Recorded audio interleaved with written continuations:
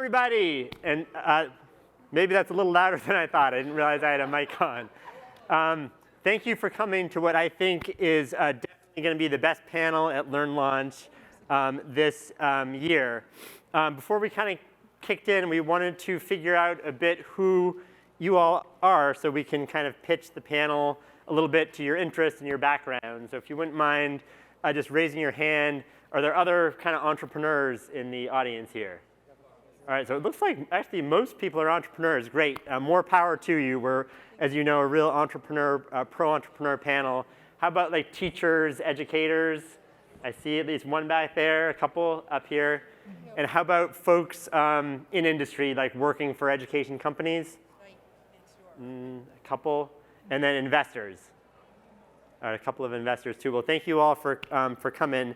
We're going to be focusing on the hardest part of business, which is raising money for a startup. And we have 3 panelists who've done it successfully. But this panel is not going to exactly be about their success. You know, you kind of hear the success in TechCrunch when someone raises a few $million bucks. But behind that, there's a lot of pitching, a lot of hustling, a lot of struggling, a lot of rejection and even self-doubt. And we want to kind of get into that whole story and sort of show how that process often ends in success and ends in victory, but it sometimes didn't seem like it would get to that point when you're there. So we're going to start off by having each panelist talk a little bit about their company and their fundraising story. Then we're going to talk about a few kind of insights, lessons, and takeaways. But really want to leave like 15 minutes for Q&A because we're here because we want to have the panel be a benefit to you, and your questions are what's most important. So Bryanne Leeming is going to start us off from Unruly Studios. She's raised almost $2 million and has a product that I love, but let me turn it over to you to talk about it. Thank you so much. Hi, I'm Bryanne Leeming. I'm the founder and CEO of Unruly Studios. And what we do is we engage kids in elementary and middle school with learning to code and STEM skills, but for the first time ever, we do it through active recess-style play. So we get them up, running around, playing active games like relay races, obstacle courses, getting exercise, all the things you want kids doing today. How we do that, our first product is Unruly Splats, which is a programmable blue button. We have a booth outside if you want to go try it. They light up and they make sound and they sense when kids stomp on them. So they're meant for active play, we bring STEM into PE classes, but we also bring movement and coding into everyday classrooms at the school. And the team comes from backgrounds in all different places. So my background was in cognitive science before starting this. I was lucky to learn to code as a kid and ended up going into technology, and really that was sort of the birth of the company, was thinking about how to make that more engaging for kids. And so my co-founder comes from Hasbro, had been there 25 years building toys like G.I. Joe and Star Wars, and helped us get that first hardware product to market. We have our head of our app from Nickelodeon and Disney. We have education experience on the team from the MIT Media Lab Scratch team. So that's how the kids code the game, is through a kid-friendly block coding language, which we based on MIT's Scratch. And my fundraising history, how we got the product to market really was we started with early on some pre-seed funding. We worked with Rough Draft Ventures at the time when I was in school getting my MBA at Babson. And from Babson, nice, good. And so then really quickly we did the Learn Launch Accelerator. So we did some accelerators. So I'm happy to talk about that on this panel. We also did a Kickstarter campaign. So we got early customers from that. We promised them delivery in a year after the Kickstarter, and we ended up delivering on time, which a lot of Kickstarters don't, so I'm very proud of that. And then we ended up, after that, that was sort of where we got traction with some angel investors. We raised a pre-seed round, and then we ended up raising our seed round last year, $1.8 million. And for that, we had investors like Amazon, AT&T, as well as various angels in the Boston area. So that's kind of our full funding history, and obviously that's the glossy version, and I'm happy to get into the details later. Okay, and Helen Adeosun from CareAcademy is next. Helen's raised about $4 million, and would love to hear more about the story. Absolutely. Hi, everyone. My name is Helen Adeosun. I'm the CEO and co-founder of CareAcademy. we provide professional development and upskilling for direct care workers. And so when we say direct care workers, we mean nurses, home health aides. Part of my experience is also very varied, I guess. I come to this work having been a home health aide. I actually moved up to Boston, and like everyone does, it's either for love, for work, or for school. For me, specifically for school, I attended the ed school at Harvard, which I'm sure there are tons of people running around here who also went to the ed school.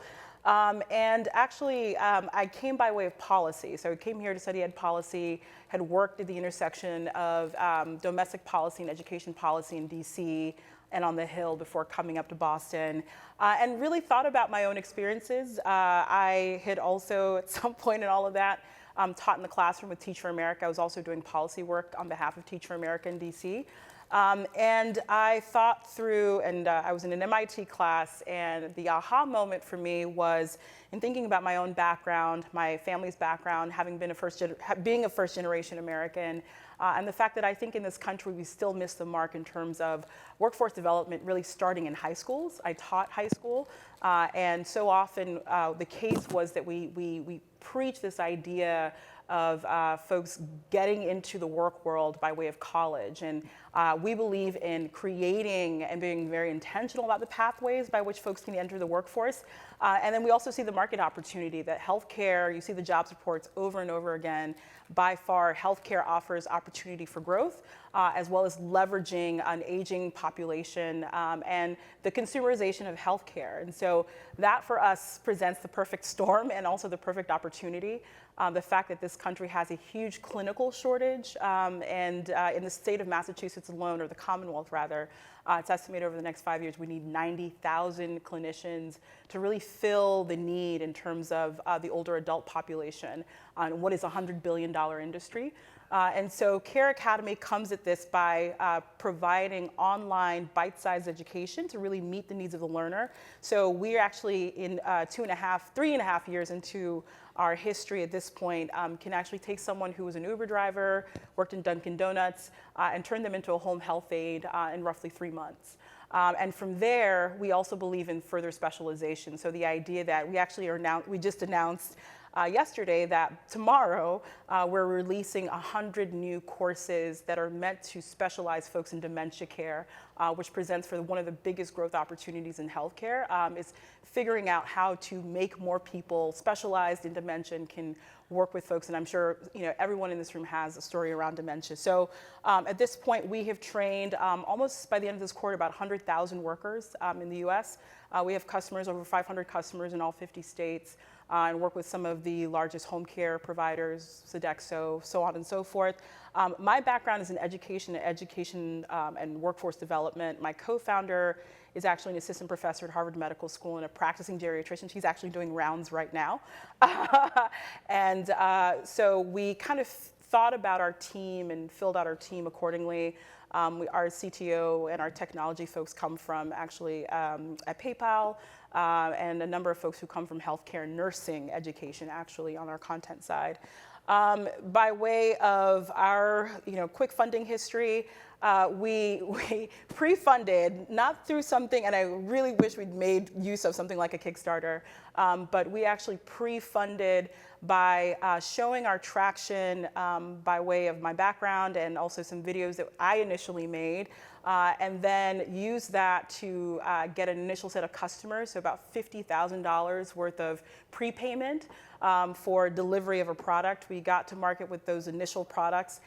Kismet happened where the state of California released a mandate around having home health aide training for every single caregiver in the state in 2016, and then we were on our way because states soon after adopted similar mandates. So we've raised from angels in the area. Some of the angels are actually right here at the conference, as well as some VCs. Ebony Pope, you want to raise your hand? That's one of our VCs. And a number of folks in the education arena. We're actually right now in the middle of a capital raise, so very interesting kind of thinking about the continuation of that, but happy to talk about all of the ups and downs as well. So yeah, go from there. Good. And Devin Young from ClassCraft. Yeah, hi. My name is Devin, co-founder, president of ClassCraft. Essentially, we're looking at this school experience in K-12 and how to rethink that to drive intrinsic motivation. And so what we do is we frame the school year as a game that students participate in teams, and they learn to be accountable to one another in all their different classes. They progress and level up based on how they're interacting with their peers and engaging with the curriculum. And then we bring in a whole sort of slew of different activities that essentially tie into this ecosystem where we're turning lesson plans into choose your own adventure style quests and trying to create adventures where students want to binge watch homework, right? And so kind of playing with a lot of the things that have been successful in the entertainment field and kind of bringing that back into the classroom. It's been a kind of crazy journey to get here, I guess. We've been around for 6 years. I run the company with my brother and my dad. My brother and I worked together for a decade prior to this business existing, and as a creative director in New York, and he was a developer and also a physics teacher part-time. And so he taught grade 11 physics, and this was kind of this random thing. He was doing his classes, played a lot of video games with my dad growing up, and then put the rules online, and the next day and trended on Reddit. And by the end of the week, there was 250,000 people that had been to this like shitty website he'd made. And then things kind of snowballed from there. And we'd been kind of looking for a while to kind of phase out client work. It was just a lot taxing, and we wanted to figure out how to do our own thing. And so when that happened, it was like, oh, this is product market fit, and there's no product. Like, this is awesome. Let's go make it. And then a couple months later, brought on our dad and applied for we're a Canadian headquartered company. And so for a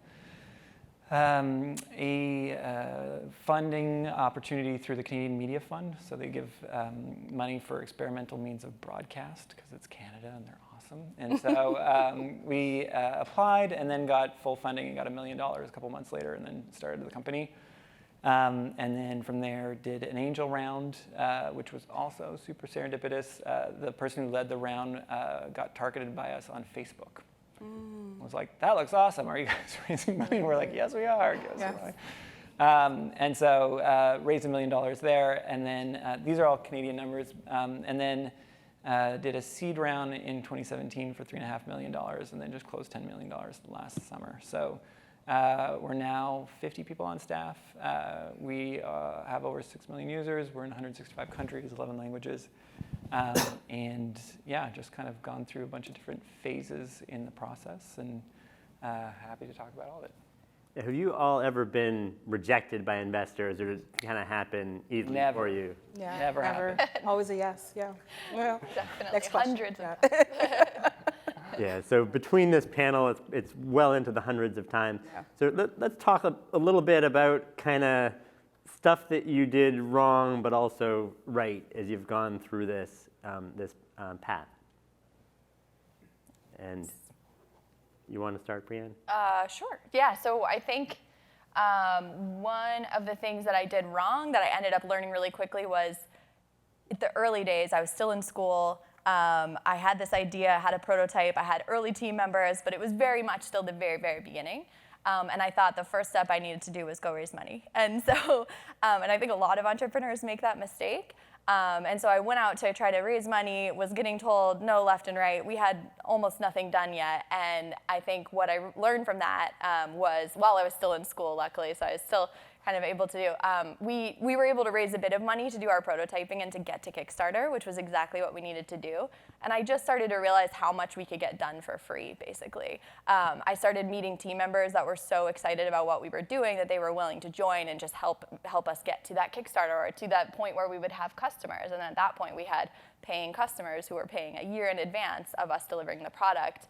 And they were complete strangers to us. So that kind of thing was sort of like, what can you do on a limited budget in the beginning to show that there are real people in the world that are willing to pay for this, that you don't know, that are complete strangers to you. And I think similar to your experience getting on Reddit and having a bunch of users using your product in advance, like it's the same kind of thing. So I think that was a key learning that we had. And then it was really about the people that I had met early on, just keeping in touch with them. Even though we had a no, a lot of them ended up becoming our investors a year later or 2 years later, and then investing again in our next round. And so it's been a long game for us because we've built these relationships early on. I was just very clear about kind of setting what our goals were each time. And putting that line in the sand. We're going to deliver the product in a year. Like this year, we got into 200 schools. So like that kind of thing of just like how much traction could we get over time, and telling our investors and just people following us what we were going to do, and then delivering it. Because So you keep sharing updates with people, even if Absolutely. they aren't investors or. Yeah, and we were, part of, I did the TechStars program, and part of that program, they have you, as well as Learn Launch, have you kind of continue to stay in touch with people who are interested in what you're building. And a lot of those were potential investors, and we ended up getting so we would just show over time our progress. And since I'm a first-time founder, that was also helpful, because I think when you've built a company before, people know what you're capable of. But if it's your first time, that can be a really good way to kind of build this momentum and really show what you and your team are capable of over time. So that was kind of the key learning from going out to raise too early, which ended up becoming some of our early investors, but just not at the first time. And when does it make sense to go to an accelerator? I mean, Learn Launch obviously runs one that's quite successful, but is it always do as many as possible, or? We did a few for various reasons. Some of our accelerators were focused on one thing. Like one of them was in Philadelphia called NextFab, that's focused on hardware manufacturing. And we did that one at the time where we were about to go manufacture in China. And so we had like the direct connection with someone who had done that before. And with Learn Launch, we were at the very earliest days. And I think for that kind of thing, it's helpful. You're just surrounded by really, really smart mentors, people who have built companies in edtech before. It can save you a lot of time because they're telling you what works, what didn't work, sharing mistakes. That can be one of the best things that you learn out of accelerators, is just meeting people who can share what not to do, and just kind of listening to what you can. So Helen, what's kind of the smartest move that you think you made in your kind of course of raising money? Absolutely. It was making the assumption that we wouldn't raise any money, I think. And that's founded on two facts. I think that actually helps and positions you in a place, generally for any entrepreneur, in being in a mindset of what is the, we talk about minimal viable product a lot. What is the thing that is most saleable? What is the thing that you can go out to market with? Today, we conceive of our product as a platform we've created, the content that we create, as well as the service itself. Very early days when it was just me and then my co-founder, it was just content that we were developing. She was writing it, I was proofing it. We were hiring people to act it out and then going into Airbnbs to film these classes, and we sold classes, right? We just sold that off the shelf. So we went to market. One of the places that I kind of credit with getting us in that mindset was the Iowa Startup Accelerator. We are a part of the Revolution Fund, and they're these folks who've developed a thesis around the fact that between the East Coast and the West Coast, there's no capital sort of really happening, or capital deal flow that's happening as much in the middle of the country. And so we went to Iowa, and the first thing they tell you is just assume you're not gonna, because nobody in Iowa raises money, right? So you go with that mentality, and I think that mentality actually helped us and catapulted us. We also did TechStars as well, and so much of the proving ground of getting into TechStars is showing for some level of initial traction. And then the other piece too is I think we learned this discipline very early on in terms of process, right? So I think I'm a very process-driven person. I believe in processes, just kind of make things happen. I believe in the inches and not the mile.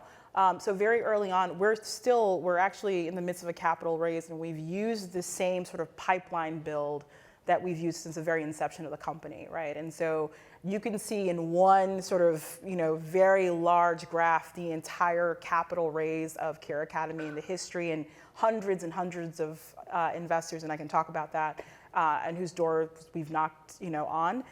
From a policy perspective, I think it would be remiss as a woman and also a woman of color to not say that.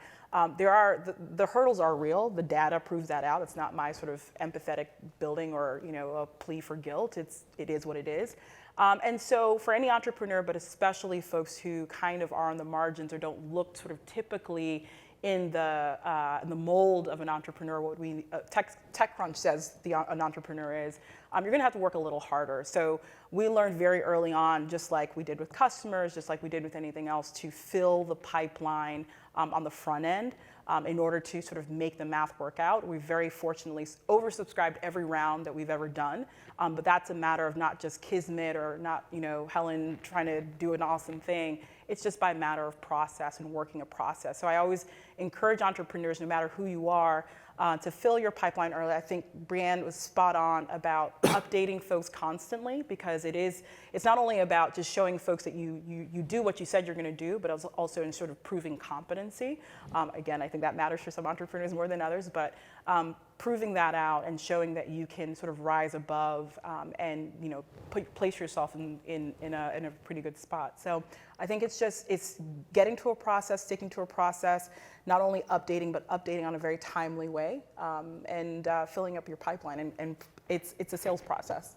Yeah. So I mean, how do you persuade people with like, what's the anatomy of the perfect pitch? And I recall that you won like the MIT Future of Work competition and a lot of things. So you must know what you're doing, or you learned how to do it. Like, what's like that winning combination for a really persuasive case that this is a company to invest in? Yeah, it's a sales pitch. And so in part of my side hustles growing up, and my dad's a car salesman, as everyone makes jokes about used car salesman. My dad is actually a used car salesman.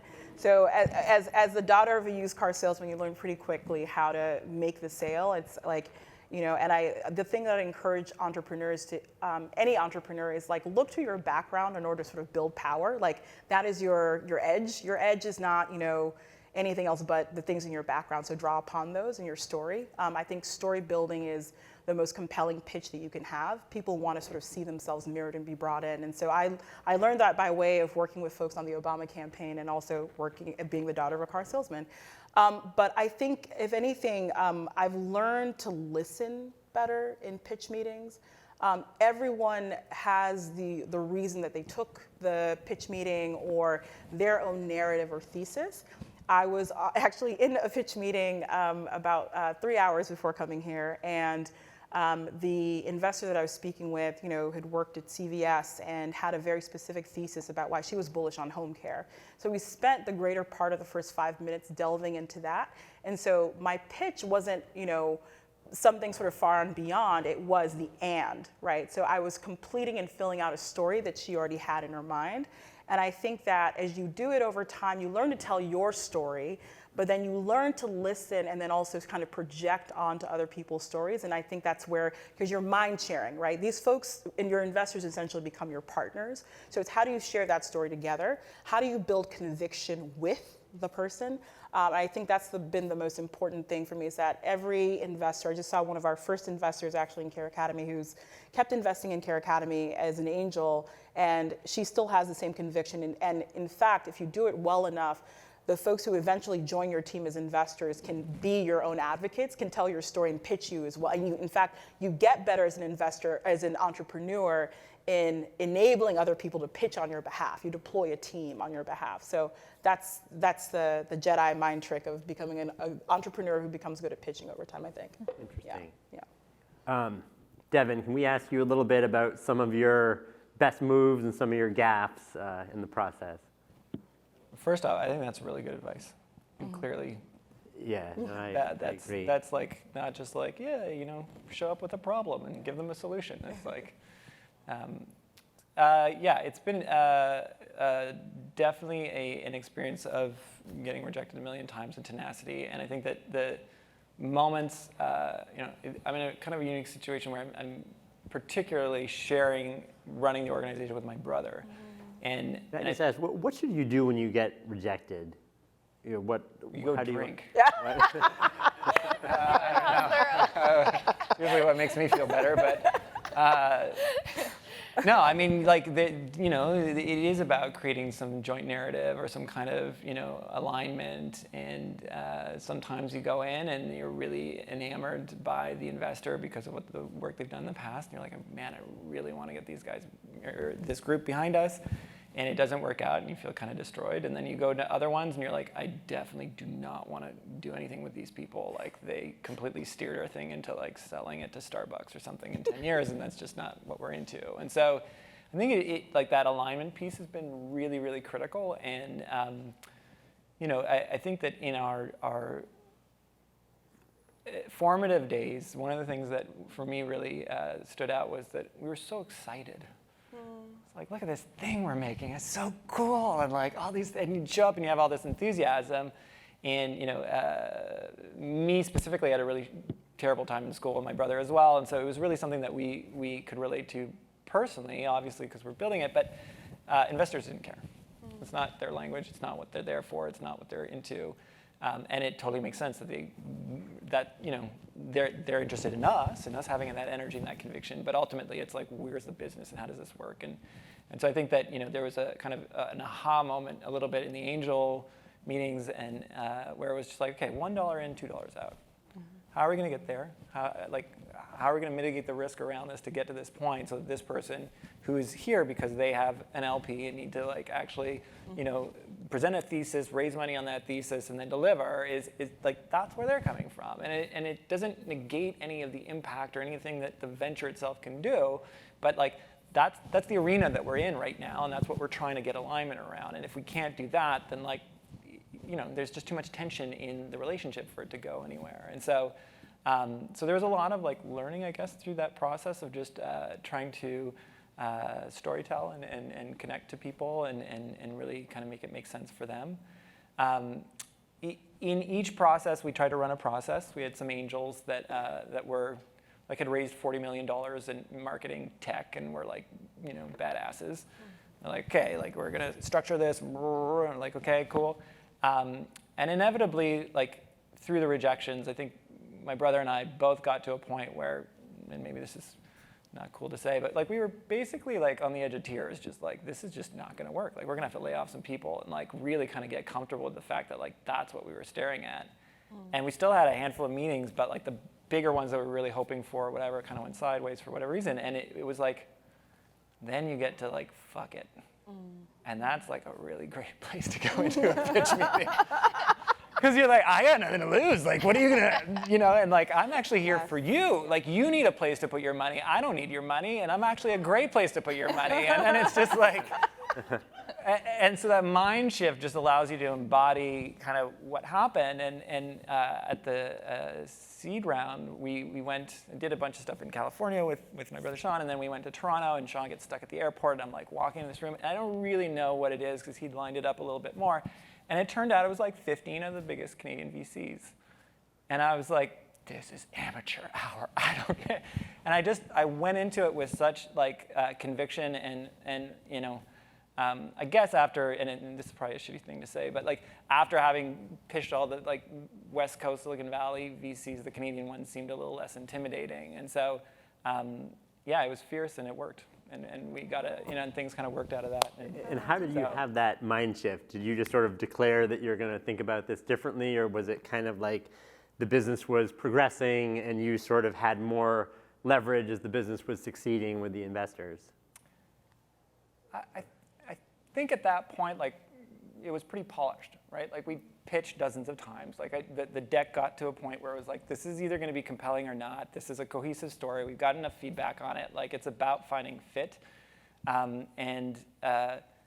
there was just no more hesitation or anything. And I think that when you're in that room, like, things are at stake, right? You got 30 minutes to make the case that like something is worth living or dying. And so your body language, your attention, like all those things kind of get heightened. And to your point, like it's kind of like a game of chess that happens really quickly and then it's done and you're like, what just happened? And so, yeah, I think that it just got to a point, like I have a background where I play a lot of music and that kind of stuff. Like if you play a song, at a certain point, you're not reading the music, like you've internalized that and you're just sort of, And so, so I found parallels actually in the pitching process of just like at a certain point, we were in just such a synergy. We knew who was the best person to answer which question.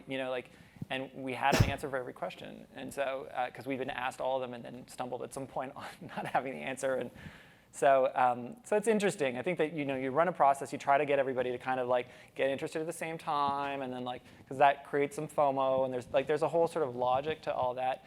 But then at the same time, you actually need some ramp-up time to actually you yourself get comfortable with what you're doing and get to a point where it's just really solid and worth the investment that you're asking for from people, which is like real money that comes from somewhere and is worth something. And so it's to be able to show up prepared and to be able to reciprocate that level of respect back for essentially what that money represents, I think is important. I would add as well to that knowing your numbers is so important, and part of the preparation is really doing that. And The past few rounds that we've raised, I've always done the projections myself. Even without a financial background, I've learned a lot, kind of dove in with people that knew how to do that, and that helps because you know all the assumptions that went into that model. You know if they want to kind of challenge one of the assumptions, what happens if that assumption is wrong, or if it's slightly different. Like if your churn rate is 85% instead of 90%, then you can kind of tell the story still and understand it really well. And that was a major part of preparation to go raise a round for us, is definitely knowing the numbers, knowing what goes into the projection assumptions, and also knowing the numbers about, say, like our last few months, because our last 4 months we changed our business model and we switched from selling hardware to selling an ARR model, like an annual plan with our schools. And knowing the sales traction on that last few months, like being able to shoot out our statistics, like we're able to close 44% of new deals within 30 days of first contact. And compared to the rest of the edtech industry, it takes them 6 to 12 months to close a deal. And so that is really a standout statistic, but we had to take hours and look into all of our data and find out what our close rate was and things like that. But that's been helpful to go in armed with some data on your own traction and where you're going. So we'd love to turn it over to the audience for questions, and you're welcome to question the whole panel or a particular panelist. Yes, sir. Well, thank you, everyone. It's great insights. I have a question for you, Helen. You talked about the pipeline and the story. Now, in terms of practically running a company and raising money simultaneously, Yeah. do you have any tips for us? Yeah, absolutely. I'm going through it right now because we're in the midst of a capital raise, and I've essentially, I got a lot of advice. So I make a point, again, like process. There's process like fundraising, then processes in my life. So I meet with 2 founders a week, folks just behind and just ahead, and either I learn from either of them. And so ramping up into the current capital raise that we're doing, and even learning some lessons too from the previous capital raise. I knew that I had one of our tech stories mentor, we were talking about him earlier, Clement, pulled me aside a couple months before we started on the current raise, and he goes, look, you feasibly have 3 months, right? So 3 months is the market time for a deal to go in, and to your point earlier, Devin, you're building up and ramping up in order to make everything close out in the end, right? So you've got 2.5 months of practicing pitching before the ramp up, and at that point, either way, all 3 months, you're basically out of commission. So previous to that, as we were kind of gearing up for the raise, what I told each of my managers, I pulled them aside and said, look, essentially you guys are running this, you guys are point day to day. So I handed off essential tasks like payroll and sort of onboarding and sort of recruiting. I mean, and feasibly, even in the midst of the fundraising, we're not recruiting anyway because we kind of want to be all in the same sort of pace. But all of those, and made them very explicit, and then told the team several times, who are you going to report for and come to, which team member for what, because Helen is not going to be as much in the picture, as she's traveling and doing all kinds of things too. So we've made it work that way, but if anything, communication is key, repeating it over and over again, depending on the size of your team. And obviously as you grow, you have folks who are absorbing functions anyway, but we're very clear what was happening. And I also caution on capital raise. I don't know how you all feel about this personally. I don't try to get in the weeds about that generally within our team, within our exec team. I keep them abreast, but it has a very distracting sort of feeling within a company. But as an OKR, it's an objective that we very clear will make the company move forward. So I do highlights to our company so folks know what Helen is working on and that it's important, but not necessarily all the details about that too. So yeah, no problem. I think, ma'am. Hi, that was a great presentation. Thanks. I'm curious, in your really early rounds of raising funds, was there any questions that an investor asked that you wish you had had a good answer for and that you could share with us? Oh man, it's too many to count. Well, I think it's a great question, and I think one really helpful thing that I think a lot of entrepreneurs forget is that you don't have to have all the answers, especially not on the spot. Like, it is so much worse to make something up and kind of BS it in front of people than to actually be like, you know what, I've never thought about that. I don't know, but I'm gonna go check with these 3 advisors and I'll get back to you. And like that is a much better answer than like trying to make it up on the spot. But you always get new questions as you're raising a round. And like you guys were both saying, is as you go through the round, you get better at raising it. So you want to try to kind of have your early meetings be people that are like maybe like less kind of going to put in less funding and like build up to your biggest funders or something like that, so that you can learn all those questions as you go. But every round you're going to get questions that you didn't know. I mean, we just changed our business model 4 months ago, so there's all these new, you know, ARR, LTV to CAC, like all these things that I had to like really internalize and our team had to internalize. So you're always going to be learning, and I think just being okay with telling people when you don't know is fine. And involve them in the process. I think what you mentioned in terms of following up is an excuse to follow up. You always want to be following up. Until there's an answer, yes or no, always follow up. And that's all the more reason is that question you asked me, do you know the answer to that? And if not, let's kind of invest in doing that together, that research together. It's good relationship building, smart. I think between the two things too, every business is its own, right? Like we're all learning companies, but like what we're doing is not even the same customer or any of that kind of stuff. And so you go in and you figure out through the responses that you're getting what are the questions that are pertaining to your business. And some of those actually clarify, and like you're like, oh, our business model actually doesn't work as well as we thought it did. There's this other thing we should be doing because one of their companies did that and that worked. And so it's really a refinement of understanding kind of where the market is at right now in context to you. And then each stage is also super different because it's a whole set of different questions, right? Where like at the beginning, it's like, hey, you have users or whatever. And like, I'm very much in the LTV over CAC conversation with the spreadsheets and the things and the, you know what I mean? Because there's more at stake in different sums. And so I think that, you know, it really is important to get feedback. I think that like the part where you were talking about, Ellen, earlier about like talking to two founders behind and ahead, like I tend to do that every 6 months and just check in with 12 people that like we've kind of been going through similar paces for a little while, and I advise 2-3 folks that I'm close to behind, and that piece actually really helps in terms of like give me 90 minutes and let me pitch to you, and then they just, because they're on your side, right? So they're just sucking out all the nuances of like, yeah, but when you say that, it kind of sounds like you're saying this, and that's actually not the, you know. And so there's just a lot of kind of polishing, I think, in the beginning, and just sort of creating a community around you. So, Sir. Thank you. So question again for Helen. Can you talk about sales and the initial sales and how you decide on the sales plan and how you knew? It's a lot of selling, and you're in a good place if it's founder-led selling. I think everyone can attest to that. You're being out in the market and doing it. So, I mean, we were fortunate that most of our customers exist on a list.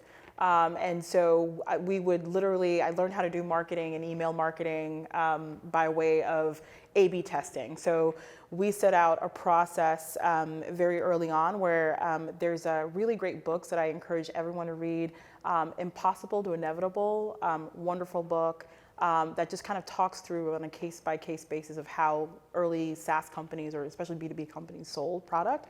I created our very first sales process. We still use the same CRM, actually. So HubSpot CRM, if you don't have a CRM already, it's free on purpose because they want you to grow and buy into it and take business away from Salesforce. Also a very smart strategy if you think about it. So we started using HubSpot. We plugged people in, and we'd go through the paces every single day. I couldn't eat dinner until I called at least 50 people, right? And so just cold called and learned about the customer profile as much as possible. And a lot of that, once you build in and internalize the process as a founder, you essentially know, you're just building on top of it over time. So now we have a sales team of 5 people. We're doubling it by the end of the year. And it's the folks who are now SVP of sales, also for founders, anyone you hire beyond yourself for sales for any function are better than you. They have to show that they're better than you, right? You set out the metric of why they're better than you, and then they show that or surpass that. So our SVP of sales and our sales team combined have 30 years of selling experience into the same market that we do. And that's how we've been able to pretty much grow. But essentially the process is the same, the customer is the same, and I understand the customer. I still to this day will make calls to check in on customers too, just to kind of really understand that. But founders should have some sort of touch into sales process, but you're initially feeling that out. And for B2B, it's you cold call, you just call. Yeah, smile and dial. So I think we have time for one more question, and Sir? I was one of the things I was interested in this session. Thank you for your insights. Was discussing appealing to experienced edtech investors versus those who are new to edtech. And when you guys are raising your round, how did the proportions look like in terms of people who were in the education space or invested in the education space or familiar with it, and what were the strategies for appealing to those who weren't familiar to it or just avoiding those people altogether? Yeah, that's a great question. And what do the generalists think of ed tech? Is there a stigma on it? Are people excited about it? Bryanne? Depends. Yeah. Depends, but I think a lot of with angels is finding the right fit. Like that's all kind of looking for your investors is. They're looking for a fit. And so definitely K-12 education has a, I would say a lot of investors have been burned on it. And so I didn't realize that before we first started raising, and then I very quickly did. And so you have to very quickly tell the story why you're different than, you know, XYZ company that tried and failed. Because it was so early in the market. So I feel like that was one key learning. Both of us have talked that we don't, even though we're both K-12 education companies, we don't have a lot of ed tech investors, either of us. Although like Amazon is invested in us, AT&T, like some corporate investors, a bunch of angels from different places, but it's been a little bit more rare, and we're not, you know, do you have an idea why that is?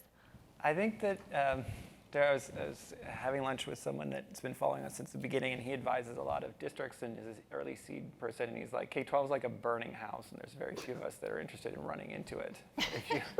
If you run into the house and you actually know how it works, then there's something to be done there. And I think that, yeah, you really need to care about the space and be like deep in the weeds in it for it to work as an investor, I think. Otherwise, it's complex on a lot of different levels, and each product in and of itself fits in a different landscape. And so I think that we pitched all the education VCs you can probably think of, and didn't get accepted by any of them. And then ended up in Canada and got our investors there. And I mean, I haven't worked with the American ones, but I can tell you the Canadian ones that we got are insanely awesome. And they really care, and they have a lot of time, and they, like, the lead on our seed round had a $100 million fund, right? So Rethink has a $100 million fund, and they invested in whatever it is, like 50, 60 companies. This VC invested in 10 out of that fund, which means that they have money for all the subsequent afters, and they're like, and gave us an enormous amount of time and just coaching, and it wasn't education specific. We then needed to like fill out our board, so we went and brought the commissioner or ex-commissioner of New Jersey, who's on our board, and so like we totally bolstered that by helping us have the right mentors in place.